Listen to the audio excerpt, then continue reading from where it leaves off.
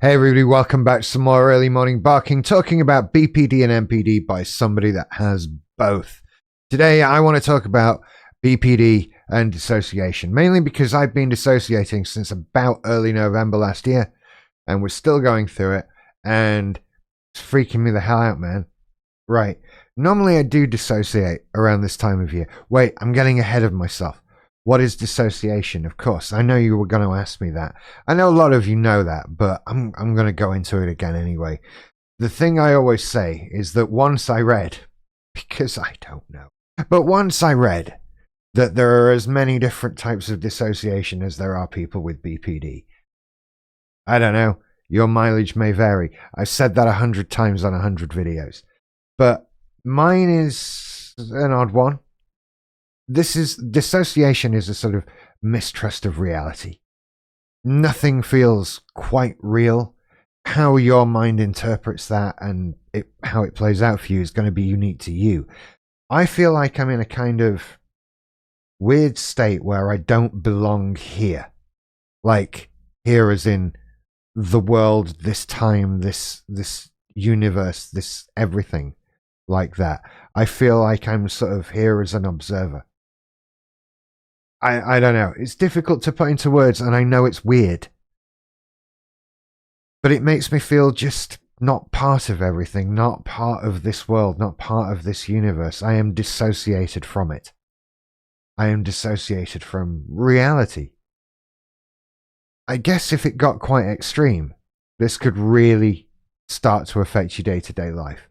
And there are definitely times when I've had it worse. I found out that mine is sort of, it feels environmentally triggered, one way or another. Sort of the right kind of lighting. And that's why it tends to happen to me, I think, around this time of year. In the late autumn, winter months, when everything's very dark, everything's very cold, and it starts to feel off. This year was a little different. This year, I didn't quite get as much dissociation as I usually do. And that in itself felt weird, which caused me to sort of dissociate a bit more. It's been a very odd few months. And I still feel quite sort of detached from reality. Even now as I'm speaking to you, it all feels very, I don't know, odd. To be speaking, to be moving, to be seen, to be heard, to know that I'm recording something. This is all very odd. It feels weird. I wish I was more articulate. And I don't think I'm badly done in that area. It feels quite ironic that I messed up that sentence. I don't think I struggle too much with expressing how I feel. I think that's something I'm generally quite good at. But this one is so difficult to explain because it's so strange. It's not as simple as an emotion that you can relate to. It's very easy to sit here and go, well, I feel sad. I feel anxious. I feel afraid. You know those emotions. You felt them yourself. You can empathize. You can sympathize. I know what it's like to be afraid or sad. But weird? What do you mean weird? How do you mean weird? What does weird feel like? What is that?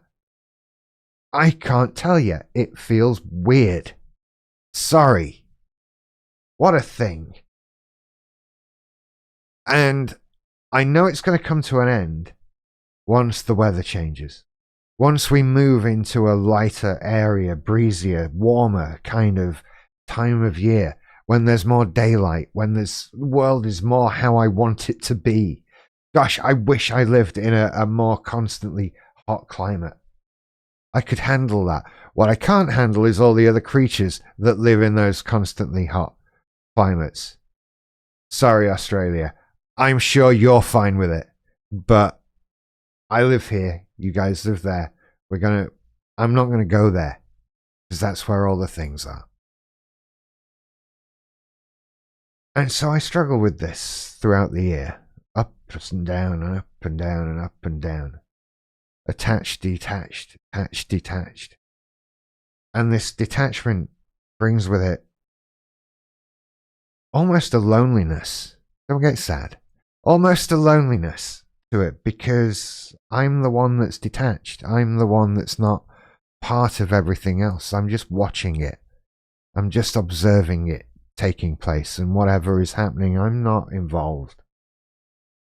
And I think that is very isolating. It allows you to just retreat away, to hide. I'm just going to stay in the house under this blanket with the lights low. I'll pretend I'm cozy and I'm okay with that. It's not. Do you know what that feels like, trying to be warm and cozy over the winter? It's like when you're trying to stay in bed, but you really are awake. You know, like, I'm awake. I've got to get up. I just, that feeling of like, I want to sleep more, but I can't. I don't want to, but I want to. It feels like that. It gets frustrating. I can't stay warm and cozy for 6 months out of the year. I can't do it. I have to try and cut it down. I have to try and get out into the world, but it feels weird. It feels odd. It feels unusual, like I'm not supposed to be there. It's almost like life is like playing Fallout 4 without the wasteland, although, West Yorkshire. But I'm a South Yorkshire person, so I'm allowed to slag it off. You're not. It feels like that. If you imagine taking a step back from reality, like you're viewing it on a screen, and you're interacting with it through that, that's what it feels like.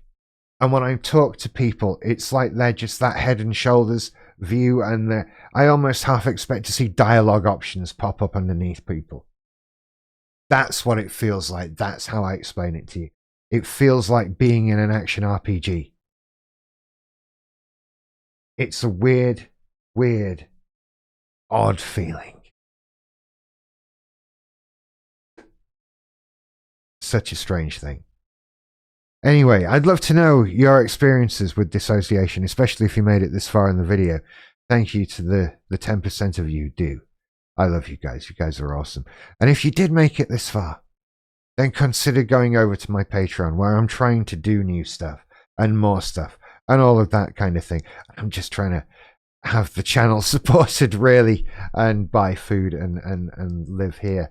That's actually what I'm trying to do. So if you want to support me and the channel, for which I'm eternally grateful for, and indeed give me suggestions as to what would help you along into that area of doing that, I'm always, I'm throwing mud at walls here. If you want to help me make it stick, then shout it out. Always contact me if you want to do that. So Patreon is at patreon.com/earlymorningbarking. There's stuff on there. I'm doing my best.